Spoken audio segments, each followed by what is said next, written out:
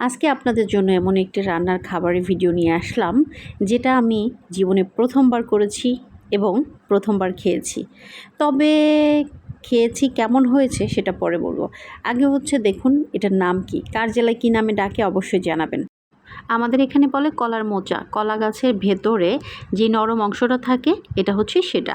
এটাকে প্রথমে এনে কেটে ধুয়ে তারপরে তেল, রসুন কুচি এবং পেঁয়াজ কুচি, শুকনো মরিচ, সামান্য হলুদের গুঁড়া, লবণ দিয়ে কষিয়ে কিছুটা সময় তারপরে সামান্য পানি দিয়ে ঢাকনা দিয়ে ঢেকে দিব। এরপর যখন সিদ্ধ হয়ে আসবে দিয়ে দিব কিছু কাঁচামরিচ।